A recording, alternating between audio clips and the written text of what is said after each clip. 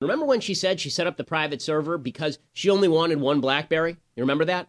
Not true, right? She had multiple devices on which she was viewing things. And by the way, she had more than one server. It wasn't just one in her bathroom. She had one in many bathrooms. Basically, any place that Bill had sex in the house with someone not her, she had a server. On the gun control debate, they keep trotting out children as though we should be taking policy prescriptions from 7-year-olds. You know, it used to be in this country that when a president of the United States said, I'm dealing with this issue because, for example, my 13-year-old daughter cares about nuclear disarmament, we laughed at them. We laughed them out of the public sphere. Jimmy Carter comes to mind. When President Obama walks out there with a bunch of 7-year-olds and says, I'm doing it because these 7-year-olds, they care about gun control, give me a break. I mean, if we're taking our policy prescriptions from kids who can't spell either policy or prescription, we have a problem. I hope that you and the media continue to do this. The more you do this, the more you discredit yourselves and the more people in the Republican field get to attack the media, which, frankly, I enjoy much more. I'm a member of the media, a member of which you are, Ben. Let's also just point out you are also a member of the so-called media here. But not the mainstream media. I'm an opinion journalist on the right. I'm very clear about my agenda. You aren't. And let me tell you something about safe spaces. There's only one group of people who want safe spaces that are race-specific. There are only one group of people that want safe spaces so that they never have to hear from anybody of a different ideology or political persuasion. Those people are called fascists. Okay, and you've got a bunch of fascists, damn fascists on this campus, who are trying to shut down political debate and trying to cloister themselves in this little cocoon of stupidity so they don't have to debate anyone or think about issues outside their kin so that they can feel comfortable. Guess what? Life isn't about feeling comfortable. Life is about bettering yourself. Get off your ass, you stupid pansies. Brothers and sisters,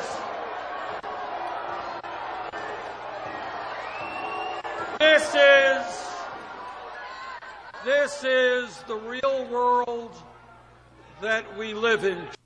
This is the real world that we live in. They're going, wait, Bernie, you've been telling us we live in the fantasy of a unicorn's ass for the last several years. So what are you talking about? The real world. You just told us we got free college and free healthcare and free everything because unicorns fart gold. And now you're telling me that this is the real world and I have to back Hillary Clinton. He's like, yes, unicorns do fart gold, but you also must vote for Lady Godiva atop that unicorn, Hillary Clinton. If we can just trust the government, then why aren't we just trusting the government to do the right thing now? I don't understand why a piece of legislation makes them better at what they do. I mean, the government is not very good at what they're doing now. Why does new wording make them not suck? Because part of the reason... Part of the reason you have a law or initiative as a deterrent, that government won't even be involved, that the bad guys won't be going to gun shows to buy guns, so they have to circumvent it. Well, but that's exactly the point. If bad guys are not going to gun shows with regard to Ebola, and for a second, this is a mild digression. With regard to Ebola, the federal government just made the case that they don't want a federal travel ban, right? Because they said if there's a federal travel ban, people will just find a way to circumvent the federal travel ban. Okay, do you see the analogy here? Black Lives Matter protest, the feminist group painting red blood on their face to represent menstrual blood and all that other crap. Yeah. Well, I mean, let's put it this way. Call me crazy, but I find painting menstrual blood on your face off-putting. It's just not my thing. I mean, I think there's a reason why many of these women will die single and alone.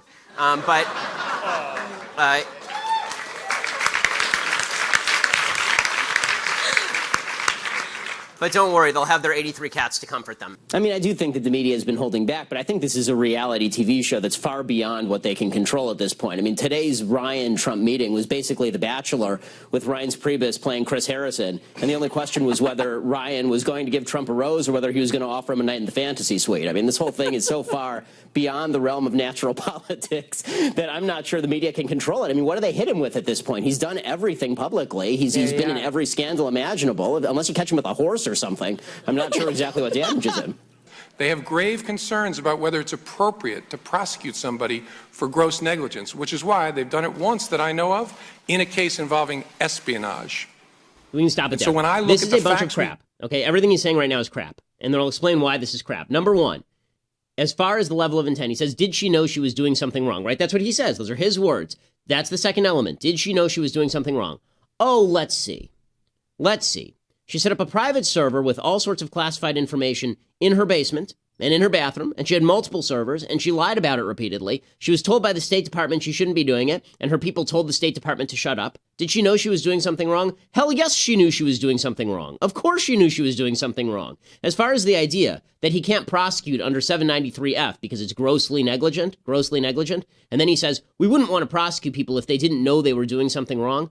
Excuse me, but in every state in America, we have criminal negligence statutes. In every case, in every state in America, we have criminal negligence. For example, you leave a loaded handgun out on your coffee table, and you have a 3-year-old in the house, and the 3-year-old takes the gun and shoots himself in the head.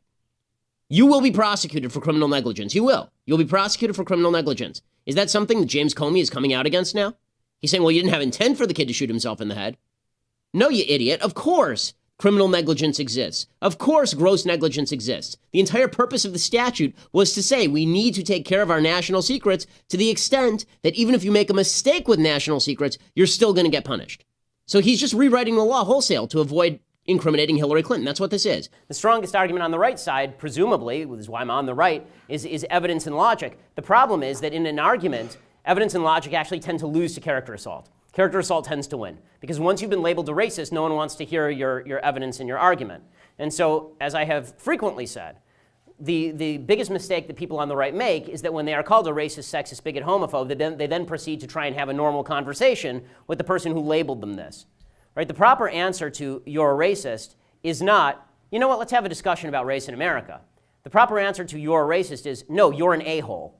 Because for somebody to call you a racist without evidence is an a-hole thing to do, right? You are not supposed to just drop character charges on people without any evidence of any sort. You're supposed to be able to back it up. But that all depends on whether the press decides that they hate Hillary.